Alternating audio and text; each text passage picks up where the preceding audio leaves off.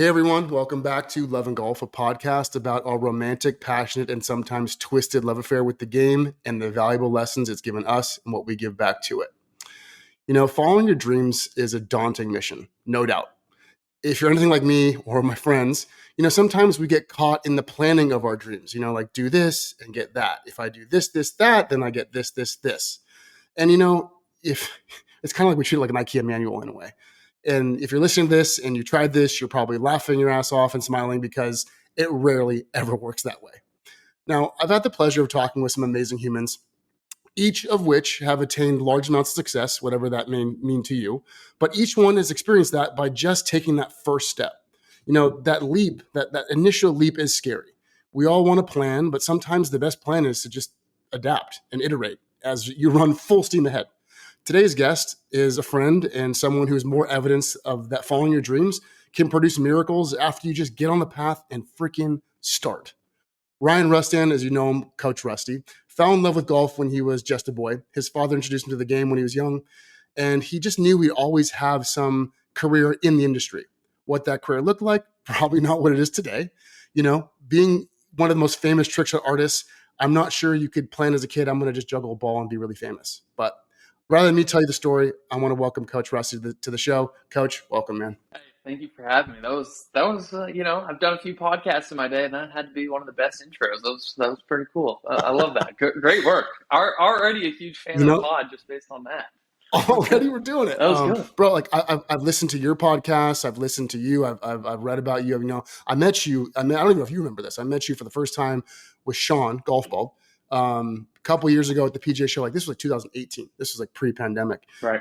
And I remember. I think it was you, Tish, or I think you and Tish. You were doing some stuff for Cobra, and I was like, oh my god, this dude is like so talented. And then you look in your bio, and you're a pro. You were a pro golfer. I know you're teaching pro. Yeah, I was a teaching But pro. I mean, you do everything. You do everything. Yeah, I do a little bit. So, I've dabbled. So the bio is big. Where I had to have like a hook somewhere. So I want to start, man. Like I appreciate you taking the time, dude. And yeah, and like I said, you've been on a lot of podcasts. We're going to try and make this different. I want to try and a lot of the listeners. And by the way, I don't even know who they are yet because we're just launching this. But I'm assuming it's our community, people in the golf space that are maybe. They may or may not have businesses of their own, but I know if you're anything like myself, if they're listening, they at least have a passion, they at least have a connection to golf. And I want to kind of start there. And because you tell me, golf has given myself so many lessons from my life, whether it be my relationships, my businesses, my personality. And I kind of, that's the intro for everyone really. And I want you to speak on that. Like, I know you got introduced through your dad, but tell me, take us back when you first got bit by that bug and what it means to you. yeah. I mean, like you said, I was introduced to the game at a young age through my father, and my uncle loved the game, and my cousin, who's 9 days older than me. We had the perfect foursome growing up. And to think of when I first got bit by the bug in terms of like when I decided I wanted golf to be my career was probably 2 years after my father passed away. It wasn't like an immediate thing for me. Like when he passed, like, oh, all I want to do is go golf because that's all that makes me happy. I actually went through like a pretty rough phase. And then I found out that golf was the thing that just made me truly, truly happy. And, I had. How old are you? Can I ask? So at this point, Context of that? so my father passed when I was 17, a week after I graduated high school. And then it was probably 2 years later, I think I was like 19 years old. And I was scrolling through Facebook, and I saw this ad for the Golf Academy of America, right? And my number one rule of thumb is like never go to a school that has a commercial or a Facebook ad. It just doesn't seem legit.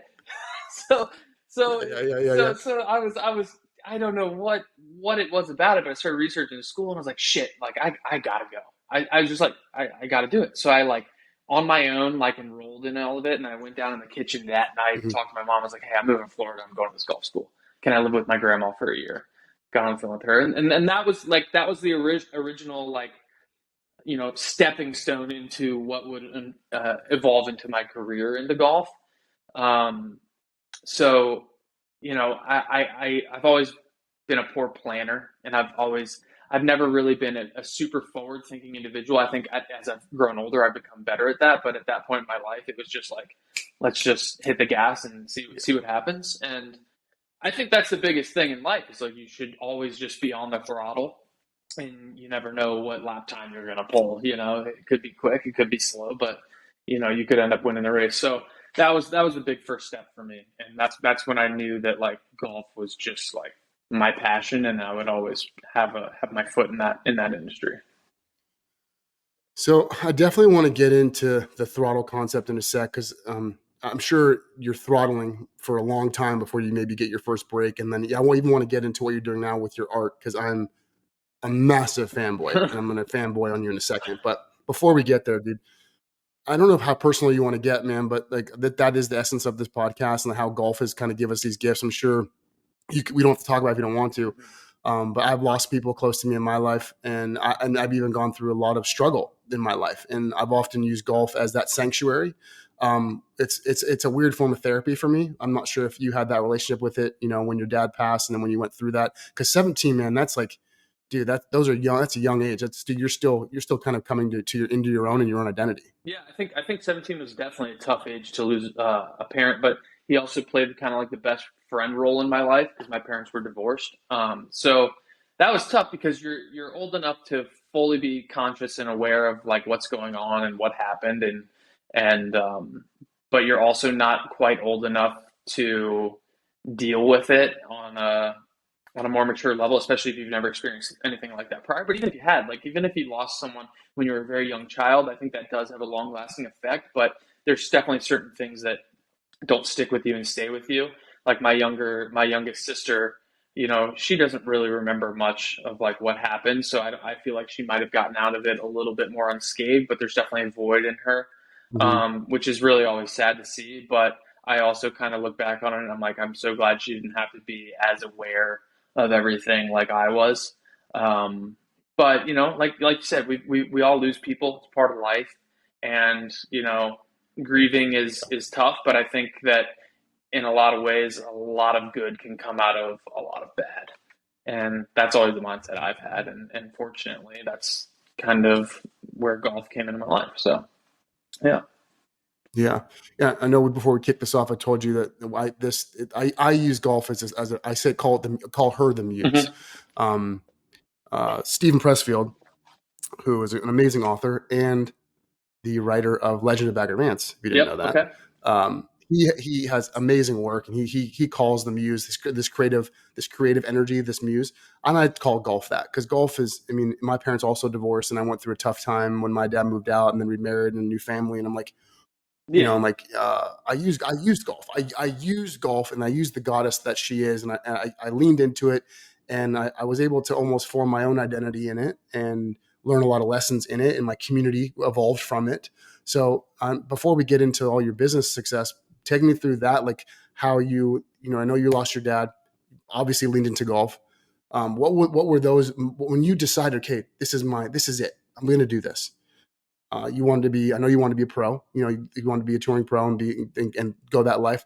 Take us through that journey and that story of how you got here. Yeah, so it's funny because I did always want to be a pro, but I kind of always knew like I would never have the stuff. So I was Interesting. kind of going through the phases. I was going through school. I was basically doing what is like a PGM program. And then I also had the idea that I wanted to be like a super, How'd you not know, dude? Sorry to yeah, interrupt you. I have to know that because I'm wondering, how did you not know? Was there like, were you 100% certain, like, I'm not good enough to be a pro watching yeah. them? Or like, how did you know? Well, because I was around so many people and we were all playing tournaments every week, and I just kind of had an understanding Got of it. like where the best guy in my pond was and where he stood in other bigger ponds, and I was like, well, fuck, like what am I gonna do?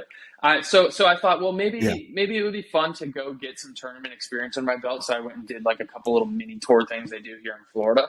Got completely Yep. smoked, and so it was tough, but I basically was doing like a PGM program while playing tournaments. And then right after I graduated from the golf academy, I I kind of started bouncing around with some instruction stuff while I was also playing golf, and I did some stuff with U.S. Kids Golf, and I did some stuff with the Wounded Warriors Project, and I just started understanding like holy shit, I really enjoy helping people get better at golf. And then from that point on, Mhm. I was just looking at golf swings every day. I think that's the most important thing when it comes to trying to break into that industry of golf instruction, being a successful teacher, is you just have to watch a shitload of golf swings. I don't know if we're allowed to cuss on this podcast, but I love to You cuss. go Yeah, for it. Just full sense. There's no half yeah, sense here. I love to cuss. I love it. But I think it's a beautiful art when done correctly. But you know, Fucking yeah, right it is. right. So I just watched a shit ton of golf swings and started to really learn the swing. And you know, Yeah. eventually I got to a point where I felt confident, you know, taking my knowledge and giving it to other people. So I was with U.S. Kids Golf, Wounded Warrior Project, and then shortly after I graduated school, I ended up having my son Liam, which was obviously not a planned thing. I was 22 years old, and when that happened, I realized that I need to make some cash. Like I need to find a career path, and Yeah. I want to be someone that my son can be proud of. Because after losing my father, then becoming one, it was actually one of the greatest feelings in the world. I was very excited, even as a 22-year-old kid. I couldn't sit here and tell you that like I was extremely nervous to have a kid. I definitely was, but I was also Yeah. extremely excited to have that opportunity, and it definitely filled a little bit of a void for me. So from that point on, it was For sure. the story's crazy. I ended up working for a construction company doing hardy board siding to like really get a good base salary. And then I kind of started doing my own work within that industry, working for a bunch of the major builders here in Central Florida, just doing hardy board, everything exterior on homes, which I actually really enjoyed doing. And I always say, if I, for whatever reason, fall out of the golf industry, I'm going to start a construction company for sure.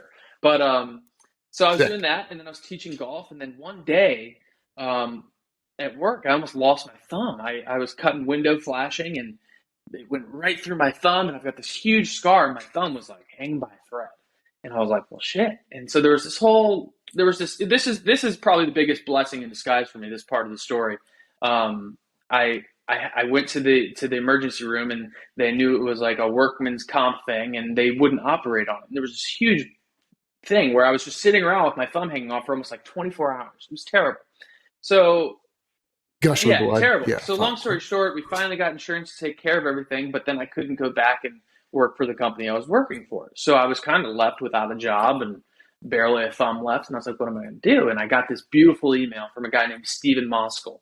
And he runs all the academies for one of the world's top 100 instructors, Mitchell Spearman. He was like Tiger's old coach, worked with Tiger at Isleworth for a little bit. But Steven messages me. He's like, hey, I've got a job opportunity up here in Virginia. We're looking for someone to run our two junior academies. And I was like, well, that's amazing because one, that's where I'm from. Like literally the club it was at was 15 minutes down the road from where I grew up. So I was Yeah. like, okay, well, here's an opportunity to get back into the golf space full time. I'll have to leave my son for a little bit because he's down here in Florida. I'm separated from his mother, and you know that was a huge sacrifice. But I think me doing that, I went away for 2 years to teach golf in Virginia, and that if I hadn't ever have done that, I never would have become Coach Rusty. You know, I probably would have ended up starting my own construction. That's where the nickname comes from, right? Correct. So when I was in Virginia, I was running two really big junior golf academies, which was one of the most amazing experiences of my life. I often miss it. And yeah, I always had the nickname Rusty every now and then because my last name is Rustand. And I think someone called me it in front of one of my students, someone that I know. And then all of a sudden, all the kids just start calling me Coach Rusty. So it was actually really cool. And Awesome. I like this name, you know. And then I can't remember the Yeah. day where I changed my Instagram to that because my Instagram was always just like a personal Instagram, like everyone has, right? But then Yeah. officially, I changed it to Coach Rusty one day, and that was it. So you know, bored at work up there in Virginia on the range. Sometimes you know when you're a golf instructor, you play enough golf to where you don't want to go play, but then you've got breaks in between lessons, so you just kind of go out to the range, bang balls around, and that's kind of where I fell into like a little bit of free time to mess around with what I do now. So quick TV Yeah, timeout. So let's catch everyone up to speed really quick. So you want to be a yeah, teaching pro. You fell in love with golf because of your dad. You you have this epiphany when in your late teenage, early 20s that you're like, I'm gonna do this. I'm gonna have a career in golf. So You fell. No, then you have your Yeah. son Liam, right? Then you realize, oh, shit, diapers Yeah. are expensive. Oh my god, baby formula is even more expensive. I got to do something to like put food on the table for my family. So you get into construction immediately. Then you almost saw off your finger, Yep. your thumb, and then you get an email out of the blue saying, "Hey, come be a golf coach at my academy for these Yeah. kids." And then while you're at this golf academy and the kids are running around having hot dogs for lunch, you're juggling golf balls, and you're like, "Oh my god, I'm going to put something on Yeah. the internet." Yeah. It was crazy, because I was mainly running those junior academies. Oh, so what year was this now? So So I'm trying to like, this would be is like Instagram even this big would yet? be no, no, no. This would be right around when I was 24 years old, so around 2014, I would say. So right around Okay, 2014, I'm up there because I was about like 24, 25, 26 while I was up there before I came back to Florida. Um, so yeah, I was running those junior academies, but then I was also doing my own private lessons. I kind of had built up like a little repertoire throughout our clubs, and so I was doing private lessons here and there. I yeah, was yeah, doing Get Golf Ready for adults that are trying to get into the game, which was great. I actually really loved doing that. It was really fun seeing like adults that just sucked ass at golf and just like getting them to get the right, ball in the air for the first yeah, time. It was really cool. But yeah, so I would just have a little bit of free time. You know, there's if if you want to move into this part of the story where I really delved into the please. trick shots, um, at where this was, it was called Belmont Country Club in Ashburn, Virginia, and they have this pool area, and by the pool they have this big like shed with these garage doors, and in the wintertime they move all of the pool stuff out of that shed, right?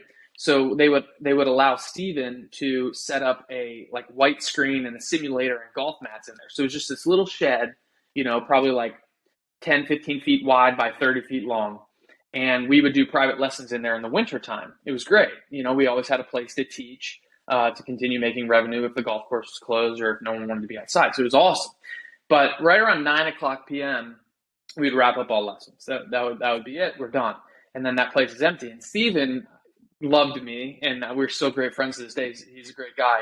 But he loved me enough to give me a key to that little spot, right? So Steven would the first few times that I did this, that I wanted to try this, Steven and I would go out. We would talk in the parking lot before we were going to leave, shoot the shit a little bit, and he would leave, and I would sit in my car and act like I'm on the phone, right, until he would leave, and I would watch him leave and make sure he's gone, and then I would go I would go This is into my great. trunk, get my clubs, get the keys, go right back in there, and I would fire the heaters on. Sometimes I would run down to the Whole Foods that wasn't far away. I'd get a 6-pack of beer, come right back up. The security guy always saw me coming in and out because it's a gated community.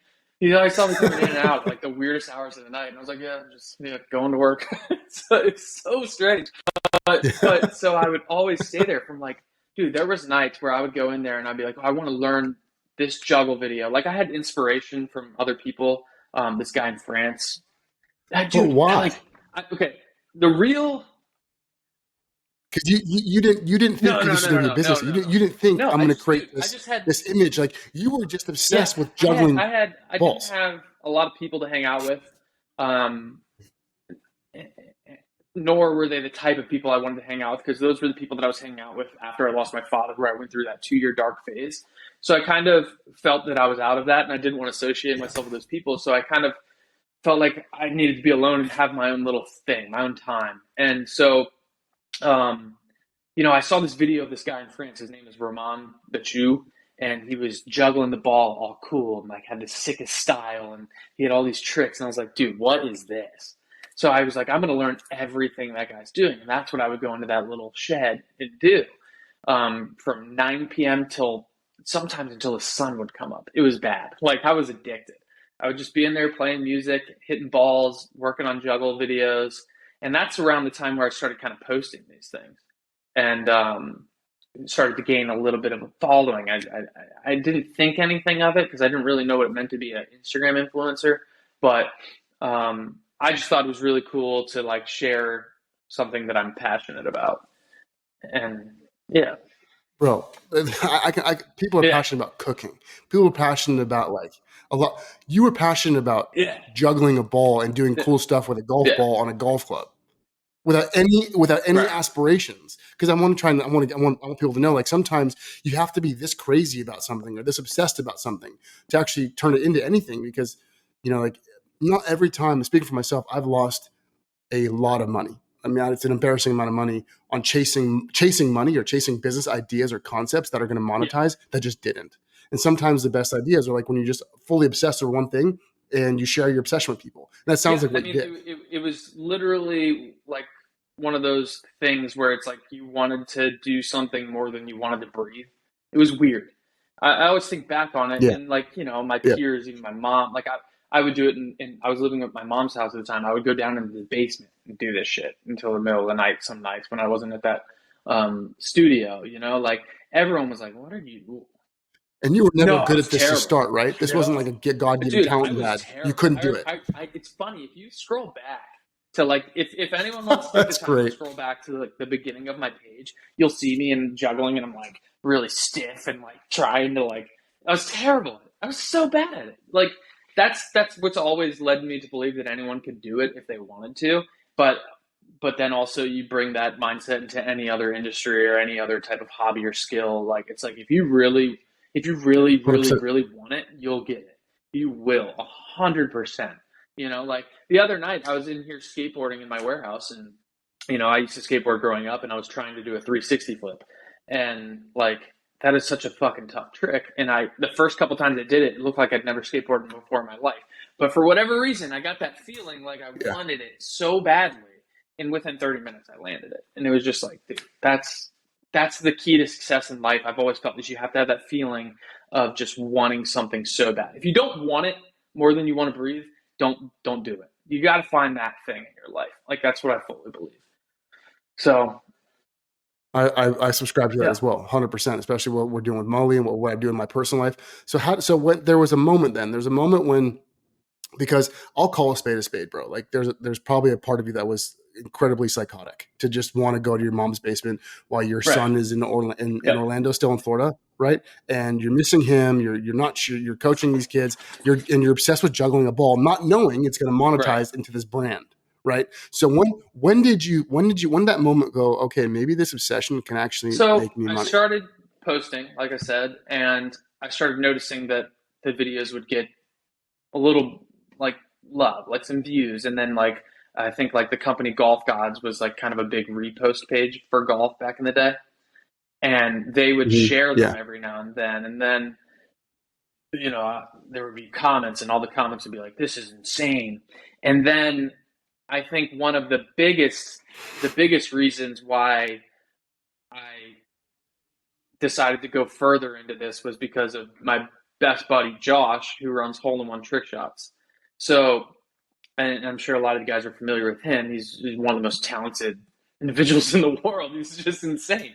So Josh comes onto the scene. I saw his juggle video on Golf Gods, and he was doing some crazy shit. Like it looked flawless, and I was like, "Oh my god!" Like, dude, when I first saw his video, I was like, I should quit. I should stop embarrassing myself. Like this guy's amazing.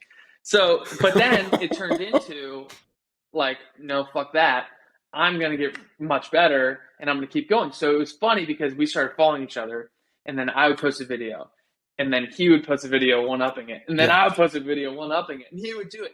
And because of that, we both grew together. Like we both excelled and started yeah. inventing new tricks and getting more creative.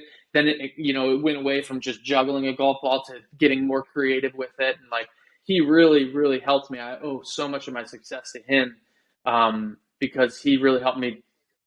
It's almost like a Yeah, dance yeah, battle yeah, for golfers. Like yeah, you do a trick yeah. and he It's did like a trick. step You do up a trick and he, golf yeah. edition. It's just like super fun. So that whole friendship was extremely crucial to our success, because when we did that, it forced us to post better content, and the content as that got better, our followings got bigger. And then I think it was right around when I got like 15,000. He was right around 10,000. I was in Northern Virginia. He's in Atlantic City, New Jersey, and we started talking. We were like, we should just meet up and like film together. Like we could have been natural born enemies. Like fuck you for doing what I'm trying to do. But instead, we got together one day, Yeah. and we filmed this collaboration. Well, actually, I go to his house, and someone is in his front yard and it's not him. And I'm like, am I getting catfished right now? It was super weird. Like, it was strange. But then he's like, I call him, he's like, oh, that's just my older brother. And so I guess his older brother was out there to protect him because he was making sure that I was legit. He was like, That's he said his older hilarious. brother said, I thought he was going to show up with a 6-pack and a box of condoms. So it's pretty funny. So Josh and I meet up and we go film a little bit, but then we ended up just going to the casino, getting so drunk, gambling, just like we just immediately hit it off and just had an amazing night. But the whole plan was to film the next day all day. We did it. We were super hungover, but we ended up filming some really cool stuff, and it just got so many views. And I think at that moment we kind of we both talked, and we were both. It was Yeah. really nice to talk to him because we both had an idea. It's like, hey man, like if we keep doing this and we keep growing our following, like there's going to be money involved at some point. And you know, Yeah. that was a big moment for me, was like bouncing ideas off of him and seeing our content that we did together do so well, and seeing that there's something here. Like we knew there was something there. Um, and then it wasn't that long after that I think him and I both got offered the same deal. We got emailed to go film this little spot for Honda around their Honda Ridgeline truck. And they, I don't know if I'm supposed to say how much I got paid, but I got paid X K dollars, whatever. It wasn't even a lot, but it was like that's how much I'm going to get paid for a day's work. I was like, that's what I make, in like a month, and I wasn't making a lot in a Yeah. month at that time. So Josh and I both were on that, along with Tanya Ture, amazing female golf trick shot artist from New Zealand, and that was our first like shoot. We did like a shoot and we got paid to do it. And it was just like, holy shit. This What year was this though? Was this Oh before yeah, pandemic? Was this this was before the this is golf way boom or before. This was after? like 2015 or 16, probably 2016. This was a while ago. Like this was a long time ago. So And yeah. So talk about. I mean, like that's crazy though. Like to yeah, interrupt you for 1 second, it's like you didn't even know golf was going to be a big thing. It wasn't that. It wasn't that, guys. I've been playing high school golf since like what? That's I'm going to date myself in the early 2000s, and like golf was not right, cool right, right. at all. It wasn't cool until about like 2-3 years ago. So I mean, to take this on. And go out of your way to become a trick shot master and just devote hours on end to this, and then meet up with a buddy and Josh, and then to just do this like you still have no idea that this could Yeah, actually really monetize because yeah, golf is not we mainstream yet. still had no clue. I looked at it as like a thing where like we could make a couple extra bucks on the side here and there. Like I still didn't know what it would eventually blossom into, but you know, we go down there, we do this shoot, and we get paid, Yeah, and it was just like on. It was like, okay, what's next? Like, how do we get paid again? What's the yeah. Let's keep process? What's doing the this. Let's keep making formula? money. Do we keep growing? And then it just progressed, and you can get into the agency talk of things, like bring someone in to like help you acquire things like that. But it was definitely not a quick process. It didn't happen overnight. It's so different nowadays. Like someone can come in and blow up really quick, like the way algorithms work, and they can just be thrown right into the mix. Like for us, I feel like Josh, myself, Tanya, a couple other people, like not including the YouTube people like Rick Shields and all these just social media people, Brian Bros. They kind of laid the path for, and I like to think that I don't want to call myself a founding father, but I definitely want to give myself enough respect to say like, hey, I was one of the guys that helped kind of understand that this could be a thing in the golf industry. I mean, everyone knows that you can make money on social media. Like Vine was out and people were making money on that, but it's like, what about in golf? Like, how can you create content in this space that's engaging and entertaining that partners want to be involved with? And that was super super fun to kind of go through that process without any guidebook, like without any handbook. No one had figured out. I'm with the agency now, Digital Golf Collective, with Sean and Jess, and they're amazing, and they represent golfers. That's so rad. But there's nothing like that before. There wasn't. And so it was super interesting to navigate that process kind of on your own. And I think what that did was it helped give me a really strong business mindset. It definitely prepared me for a lot of the things that I want to do now in my future. But man, I mean, just it was super cool. It was a cool experience. It was like the Wild Yeah. West. It's like anything's possible. just shoot your Yeah. shot and see what happens. So it was cool. Well, brother, I don't want to burst your bubble, but I mean, the founding father was probably Tiger Woods about like '97 with Yeah, that that's true. commercial. I'm A lot not of that, gonna lie to that you. definitely helps. That I'm not definitely gonna lie helps. to you. But in terms of social media, Tiger is not a social media influencer. He's just the goat. But yeah, Yeah. it's cool. So I gotta congratulate you, dude. Like as someone who's followed you, who knows you, who's a big fan of yours personally. Um, I I gotta tip my hat and give kudos where kudos are due. I mean, there's it to to be a single father, and because I was raised by a single parent. Actually, both parents were single. My parents divorced, so I saw it from the child's perspective. It's not easy, man. Like to kind of put your life on pause, knowing you got to deliver, knowing you got to, and then also build a new skill, build a new source of income and livelihood. Dude, you looked at that fire dead on and walked right Yeah, through it, and I think that's got to be a huge applause. I mean, because like you said, you went through some stuff after the passing of your father, and I feel like you just keep showing up, man, and just keep showing up and do the best you can. I think that there's a yeah. lot to Thank you. that. Yeah, I will accept the keep showing up comment because I definitely have. I do always show up. Um, because I know that there's more than me that's involved here. But there was definitely a bit of selfishness to it as well. Like logic would have How so? because I think back on it and it's like, you know, anyone that was in my position, you've got a young kid, you really have nothing going for you. Like what you should do is like go get a stable job and like generate some income and like stick in that and try to work up the ladder and just create a life. But you know, Yeah. selfishly, I've never been the type of person that's designed to work for anyone. Um, I think that's why I thrived in construction. I just loved going out there and being the lead guy and installing and having my cut guys work for me and just running the crew. Like I loved doing it, but I could never do that for someone else. And so, so I kind of had no other choice than to figure something out for myself. Um, which I gotta say, in part, it was selfish of me to do this, but on the flip side of it, I knew that I wasn't gonna fail. You know what I mean? When everyone else was looking at me saying you're a father of a young kid and you're 2,000 or 800 miles away from him and you're bouncing a golf ball up and down for a living, like not a great, not a good look. It's Yeah. really not a good look. For And sure. you know, you know, Oh yeah. uh, but something in me just wanted it really bad, and I knew I'd get there. What's your So,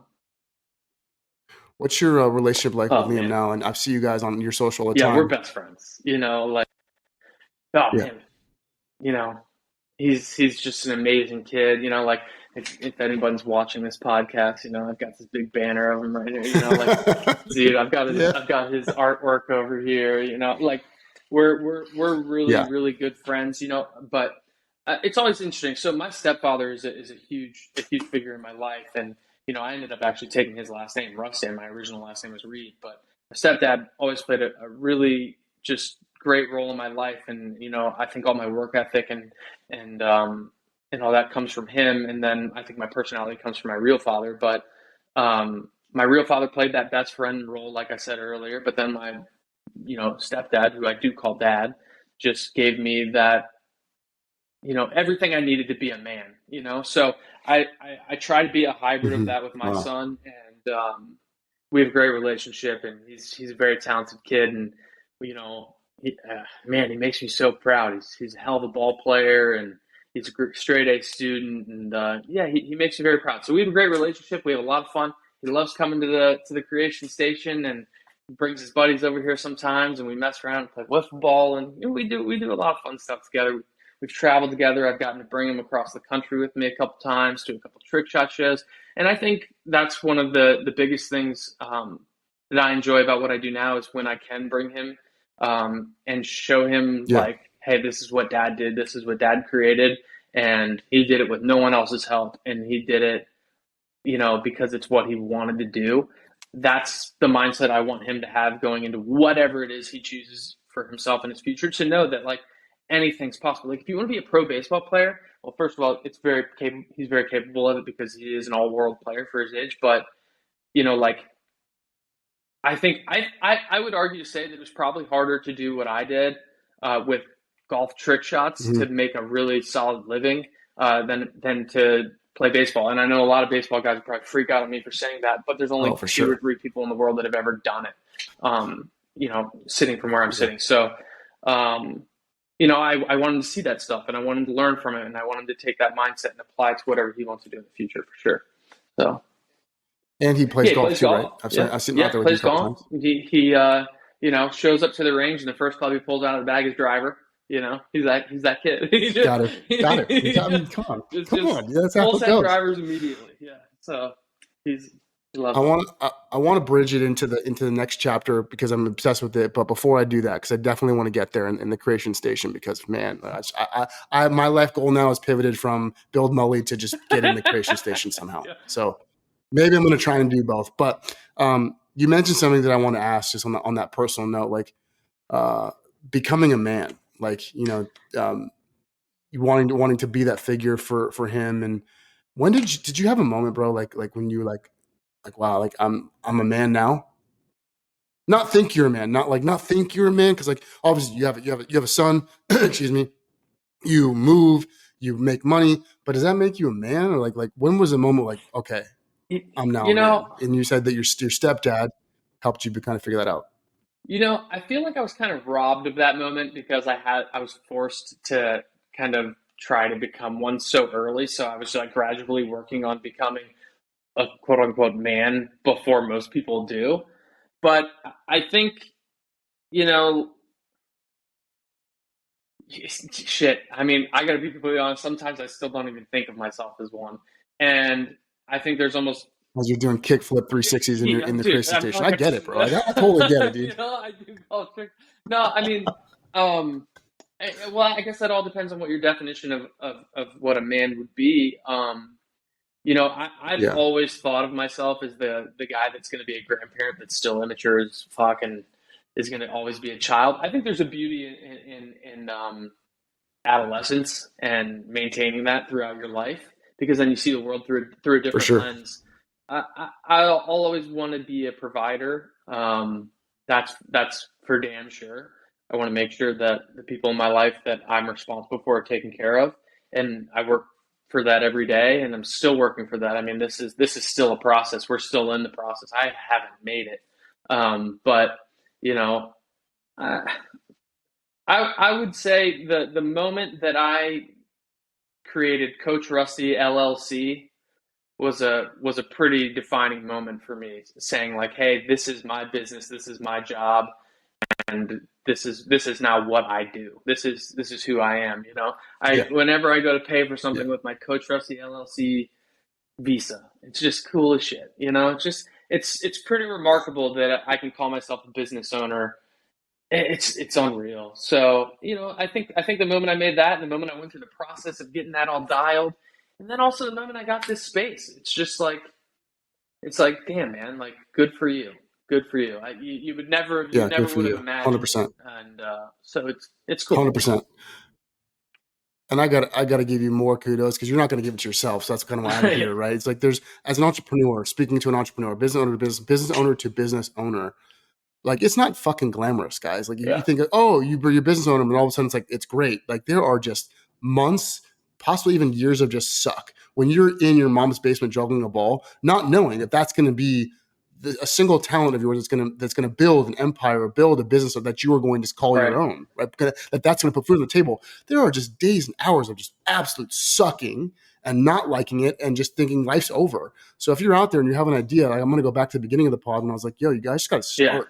Like it's such a common theme in these stories is like when you start, there's just magic in starting that you can't plan. You just do it and you stick with it as long as humanly fucking possible. yeah, yeah. And then to Period. expand upon that, it's like, okay, when you get to this next step, like, okay, I'm here in the creation station, and then never in a million years did I think I'd be in this space, but still neglecting that fact, there's days where I'll be in here and I'm just miserable, and you just feel this darkness coming over you, and like you don't know if you're going to be able to sustain it. You don't know. It's the same story that repeats itself over and over and over until you're just until you're Right. retired. There's always going to be those moments. So I think that the most important thing is having that first initial story, like me in that little shed working on trick shots and wanting it more than I wanted to breathe. I always think back on those days whenever I'm going through really tough times or whenever I'm really frustrated. Like last year was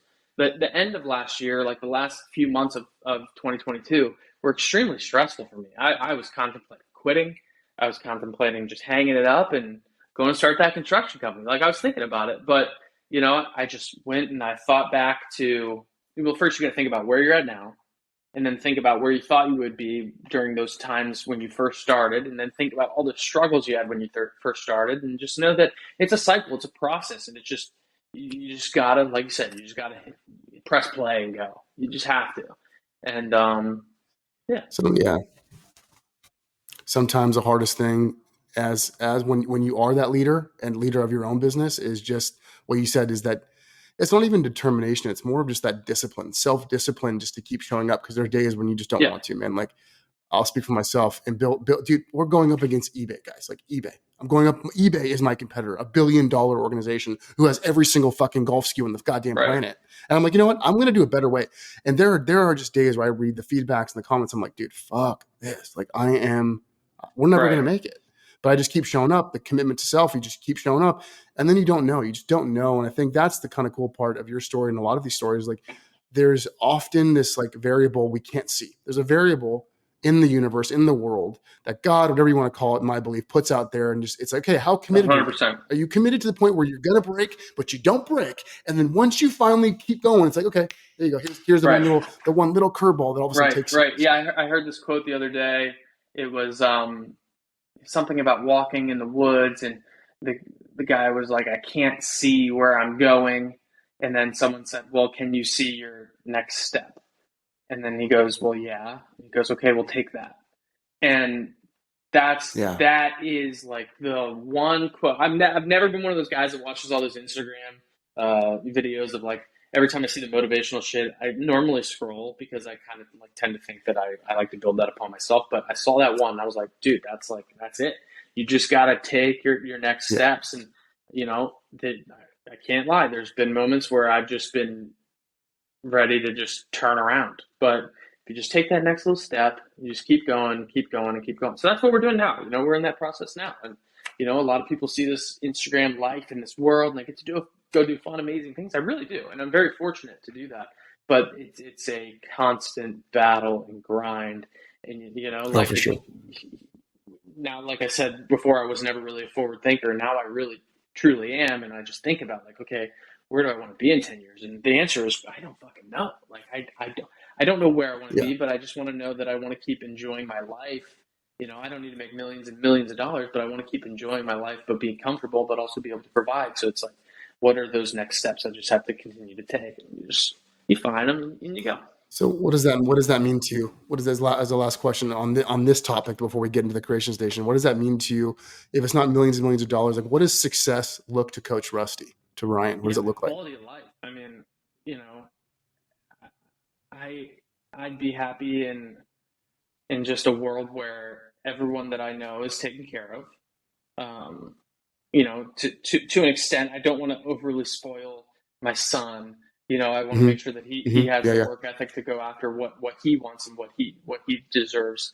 But I just a quality of life, being happy, enjoying your one life here on this earth, and you know you don't own shit in this world. You don't. You're gonna be gone one day. You're it's you're all gonna be unknown. you're gonna be Yep, gone one day. yep. So as long as you can get through this life with a full and happy heart, that's all that really matters.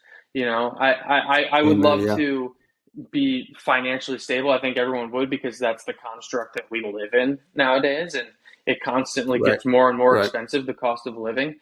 So yes, that's definitely something you always have to concern yourself about. But at the end of the day, it's like just get by with what makes you truly happy. So you know, there's luxuries in this life that I love. I want to go buy a bass boat, but what do I want to buy a bass boat to own a bass boat? No, I want to buy a bass boat so I can go fucking fish because I love to fucking fish because it makes me happy.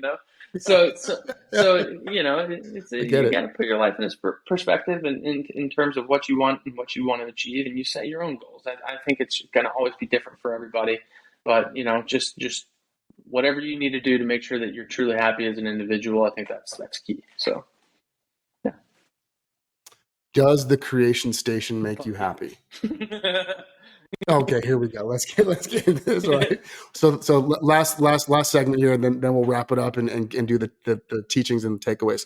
Bro, I had no idea this was on the horizon. I don't know if anyone out there saw this coming, but you have one of the most talented trick shot artists, or just even golfers. I see you hit a golf ball. I see take full swings and chip a ball in. Like, I don't know how you fucking do that, but incredibly talented on the golf course, doing stuff with golf balls. And then I wake up one day, open Instagram, and then I see this dude in a warehouse hitting paintballs onto a canvas. And I'm like, what in the flying hell is this guy Right. doing?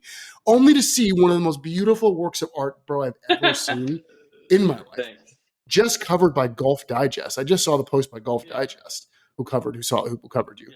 I mean, guys, I'm sure if you're listening to this, you know him, you know his artwork now. So how was this? Did you always have this creative side of you? And obviously, trick shots are art, but like this is art, Yeah. dude. Like I want one of these in my Right. office here. Yeah. Well, yeah, we got the station last year, and the idea was I wanted to get it to make more of a YouTube push because I never really was a YouTube guy. I kind of despise making YouTube videos. It's never a fun process being like a one man show and filming, being on camera and editing. It's just a lot. But I wanted to get this space and put a Mhm. putting green in here, put a simulator in here, and there's a lot going on with that. That will happen, but there's a lot of back end stuff that made that process take a long time. So I figured, what are we going to do with this space? We have this huge 1,500-foot warehouse. We got this office. Like, what are we going to do in here? So I was filming little trick shots here and there. It's kind of nice to have a space where you can just do whatever you want, rain or shine, no matter what time of the day it is, 24/7. You got somewhere to go if you have a little idea. And I can do things that I can do here that I can't do at the Ritz Carlton Orlando, where I'm a member. They're not going to let me get away with murder there. So, but then, It's kind of like you're back in the country club, waiting for everyone to leave. But you're back right. inside now. So It's like it's coming so full so so circle. that's right. So it's very much like that little space I had that was my own, but now it's on a bigger scale and it's really cool. So I do come in here and I've spent the night here many times, and like you're not supposed to do that. So hopefully my landlord doesn't see this, but there's just this aura about this place that I just love, just knowing that it's mine, that I can do whatever I want. And we Mhm. did the art stuff. It's been crazy. Like, you know, I'd say 2 years ago, Puma asked me to do a video around these shirts that they came out with. They're like tie dye. They're like, "What can you do with it?" And I was like, "Well, it'd be cool if you guys sent me two plain white shirts, and then I hit paint dipped golf balls at them and made it seem like I made the shirt, right?" It was just like a little content play. But I hit paint dip golf balls at these shirts, and then I actually looked at the shirts that I hit paintballs at, and you could see the dimples and like all these cool designs. And I was like, holy shit, this is actually kind of tight. And I had never seen anyone do that. I think people have done it prior. Um, no one probably ever saw that video, but I mean, people did, but not a lot. And I thought, man, that'd be cool to do on a canvas. But I never really had the place to do it. Kind of put it on the back burner. And then one day I was sitting here in the station. I was like, hey, we should do that canvas idea. So I made one where I just literally hit paint dip balls at a canvas, and it came out pretty cool. It's sitting right over there. And then the content did okay, and I was like, okay, well maybe we'll do another one. So I did another one, but like a little different design. Like we used the canvas as a mat, and we hit the paint covered ball off of the canvas as it was laid down horizontally. And then that video did really well. And I was like, what the fuck is going on? Yeah, So I was sick. like, okay, well, what if I like made something that I think would look cool hanging up in my station, in the creation station? So I did that, and that did really well. And then people were saying like, how much can I buy it? And I was like, oh shit. Like I was one of them. yeah. For I the was like, I yeah. was like, well, what do we got going on here? And then, I kept doing more and more, and it's so fun to look at. And we only did this 4 months ago, like 4 or 5 months ago, like the first one, and I don't have a painting background whatsoever. So it's fun to look at the first ones I did and to see where the new ones are now, and like they're just so insanely, they're just so much better. It's incredible, and Yeah. The and they improvement. Yeah. like look good hanging up on the wall. I'm like, what the fuck am I doing here? You know, so it's still a learning process. And there's something unique about each one. Like, yeah, you turn one upside down, you see the paint drip on Yeah, some. yeah, yeah. I mean, yeah, dude, Yeah, we're constantly trying to incredibly get talented. like I want to make different iterations of like the same ones because there's going to be certain ones that people like Yeah, and maybe different colorways, so we'll continue to make them. But like I'm constantly trying to get more creative with it, which is really fun to do. It's like a whole new creative outlet for me. But the feedback's been absolutely insane, which really I can't really understand it because when you sit here and think like, okay, people are offering me insane money for a piece of art, but I don't know anything about art. I don't know anything about the art industry. It's kind of hard to like feel validated. yeah, But dude, I mean, like I'm yeah. telling you, hundreds and hundreds of messages every day about buying my art. That's It's great. It's awesome. incredible. It's really cool. So, I just want to keep doing it and keep having fun with it and keep getting creative and the goal is to fill up one whole side of my wall. We're almost halfway done with it here at the station, just with paintings. So Wow, yeah, it's wow. fun. Quick, and we got to give a quick shout out to your sponsors, right? Your Cobra Puma, right? That you've been with them for a Yeah, while, this will be my 5th year. and in the day and age, because like I think this year, 23 has been the first year, at least I've seen on this side of things, like a lot of other OEMs are getting on board with it. You see a lot of the YouTube guys now going to like TaylorMade. You see a lot of guys, even celebrities at this AT&T this Yeah, week going to brands. But like Cobra Puma, they were like one of the first ones to see talent, like online talent that weren't right, just right. golfers, pro golfers, and invest in that. Yeah, I think the reason for that is because I honestly think I was one of the first ones because I know Tanya too, but um, I saw the value there because if you think about the amount of eyeballs my videos are getting versus like what Yeah, what what how hundred maybe there's percent. 10 guys on tour that are getting a lot of camera time, but it's like but they're not also showing that they're passionate about the product. You know what I mean? Like it's like what Mm-hmm. creative Yeah, what I think the biggest thing was like how creative can you get with the product and like really push it versus like just it being yeah, seen. So I was definitely one of the right. pioneers in that, and I applaud Cobra Puma for getting into that because they signed me, they signed Tish, Tanya was with them for a little bit prior, so it was always cool. There was never a ton of money in it, but like I think it was a good visual for an influencer to have that kind of a partnership for sure. And yeah, huge shout out too to Jess and Sean at Digital Golf Collective, good friends of mine too, to see that vision as well. Yeah, And they're experiencing amazing amounts of success right now just in this world. So it's cool to have seen that, to have that vision you guys had years ago, 5 years ago, and to stick with that path. Um, man, golf's on an interesting trajectory. So I guess we'll wrap up the hour here and do a little teachings for everybody, and then I've got my final question, bro, that you can't get okay, out of. But um, so to everyone listening, I know this was a lot of information, but the big takeaway for me and Ryan, tell me what you think, man, is there's just so much magic in this world, guys. When you find a passion, find something you may be moderately good at, stick with it, and know you're not going to be good in the beginning. Know you're not going to have a plan to success, A, B, C, and all the way to Z. Sometimes you go A to M, and M goes back to C, and C will take you to yeah, Y.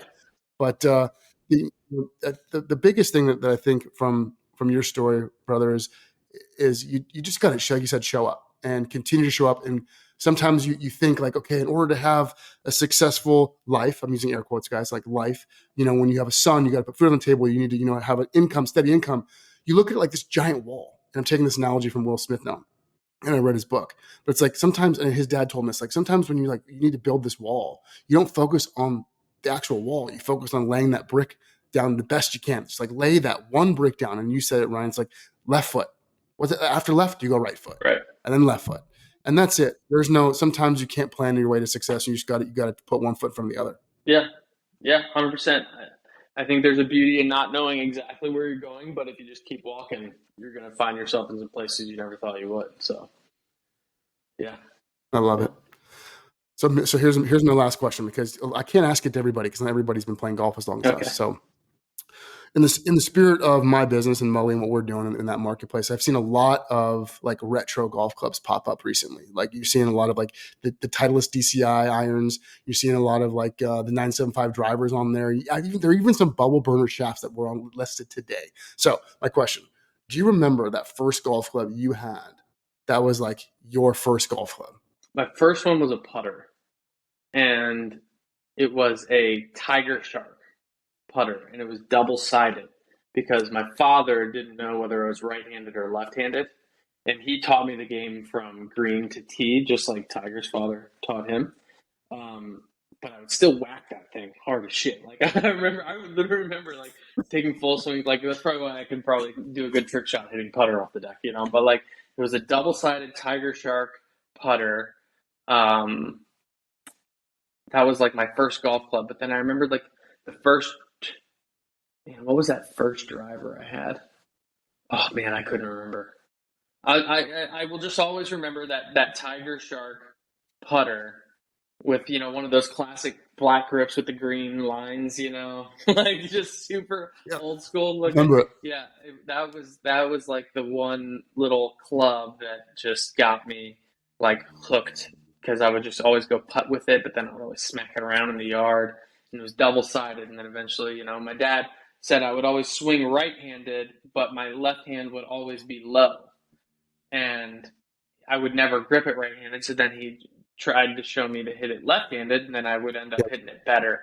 And so it's funny. Everyone on my father's side, we're all ambidextrous in some way. I'm lefty, but I write with my right hand. My dad was righty, but he writes with his left hand. My uncle was like me. My son, he's throws the ball with his right hand, but bats lefty. We're all weird. So that little Tiger Shark was great. I would encourage every father getting their kid into golf to get him a double sided putter and let them figure it out. That's the way to go. That's Yeah. awesome. So I'd like to have one more question Okay, too. cool. And this is the final one. I promise I'll let you go. Because I know I've taken a lot of your time, and you want to get to the creation station. Yeah, You're in the yeah, creation I'm here. station. I'm here. Got to film some stuff. So looking back on this whole road, dude, like I'm sure there's a lot of thanks you want to give. So I want to give you the mic. And it's a two-part question. One is, who would you like to thank for everything where you're at now? Because I know I told Travis this PGA memes yesterday. It's like rising tides lifts all boats, right? Sometimes when the tide lifts, there's sometimes people don't want to help you, and sometimes there are people to help you. I know I'm only here in my life because there are people that help when those tides are rising. So who are those people for you? And then close it out by telling me, like, as you look back and after you thank people, like, what does this community, what does golf and that muse, what does she mean to you? Yeah. I could thank a lot of people because there's definitely a lot of people that played a huge role into this. Obviously first my father, who, if you can hear me, like if it wasn't for him, this wouldn't be a thing. Like it just wouldn't have happened. And then same to my son. Like I can thank my son a million times over for giving me the inspiration to keep pushing. Um, for Yeah. sure. I mean, like literally, he's a huge inspiration to me. But then my stepdad for giving me that work ethic, my mom for giving me the support and the resources I needed to become successful. A roof over my head when I was trying to figure all this out. Sean and Jess from Digital Golf Collective, of course, because they go to bat for me all the time, and their vision and all this is insane. And where the opportunities that I've been given throughout this on their behalf is insane. It's really cool, and I'm excited to Yeah. continue to grow with them and expand. So, you know, I've got a lot of support, which is really cool. It is, but then I've also outside of support just got a lot of motivation that just came naturally. So there's a lot to be thankful for in terms of the game, and ultimately I am thankful just for the game of golf because if golf wasn't around, I don't know where or who I'd be. Like I don't know. So it's a beautiful game, and I love that the industry and the community has been open and welcoming to people like me, kind of evolving it and growing it. I don't tuck my shirt in. I bounce a golf. up and down for a living. I like to have a couple drinks out on the golf course and play some music, you know. I'm making art, you know. It's been super fun to find this little space within this game that has so much history and so many stigmas, and um, it's been cool to kind of change the mold and have a lot of people be accepting of it. So I've been very fortunate. So yeah, I couldn't have found a better way to end that, man. I just want to thank you, your creations, how you and your gifts grow this game, bro. I can't wait to get down to Orlando from Nashville and come check out the Creation Station. But, definitely. Coach, dude, I appreciate you. Thanks for taking the time, brother. Yeah, of course. Thank you for having me. This is awesome. It's a great show. I'm gonna be a long I'll time talk to you. listener. Thank you, bro. Thanks. I'll talk to you soon, brother. Later. Bye.